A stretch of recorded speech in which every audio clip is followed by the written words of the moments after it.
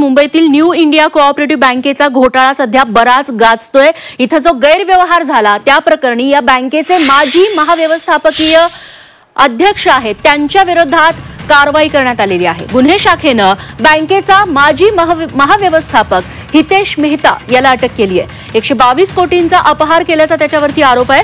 आपल्या ओळखीच्या लोकांना मेहताने 122 कोटी रुपये दिल्याचं सूत्रांकडून समजतंय। मेहताला आर्थिक गुन्हे शाखेत आणलं होतं, तिथे त्याची चौकशी झाली। कोरोना काळात ही रक्कम काढायला सुरुवात केल्याची कबुली हितेश मेहताने दिल्याचं समजतंय।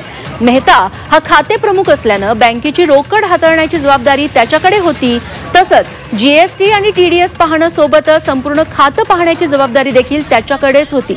मुंबईतील प्रभादेवी कार्यालयाच्या तिजोरीतून 112 कोटी रुपये तर गोरेगाव कार्यालयाच्या तिजोरीतून 10 कोटी रुपये गायब झाल्याचं सूत्रांनी सांगितलंय। न्यू इंडिया कोऑपरेटिव्ह बँक लिमिटेडचे सध्याचे चीफ एक्झिक्युटिव्ह ऑफिसर देबर्षी घोष यांनी मुंबई पोलीसकडे त्यांच्याच बँकेचे general manager accounts Hitesh Mehta यांच्या विरुद्ध तक्रार केलेली आहे।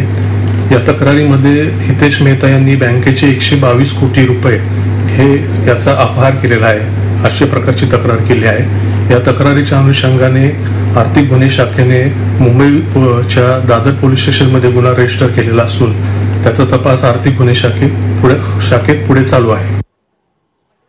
आरबीआयने कारवाई जी केली असेल ती आरबीआयच्या किंवा नियमांच्या कायद्यांच्या चौकटीत केली आहे। आरबीआयच्या या कारवाईमुळे अजून लोकांचे पैसे सुरक्षित राहावेत याच दृष्टीने ही कारवाई केली आहे। मला वाटतं या विषयामध्ये केंद्र सरकार आणि माननीय मुख्यमंत्री हे चर्चा करून सर्व ठेवीदारांचे पैसे सुरक्षितच राहतील आणि त्यांना त्यांचे पैसे मिळतील या पद्धतीच्या कार्यपद्धतीचा निर्णय करतील। आपण त्याबद्दल निश्चित राहिलं पाहिजे।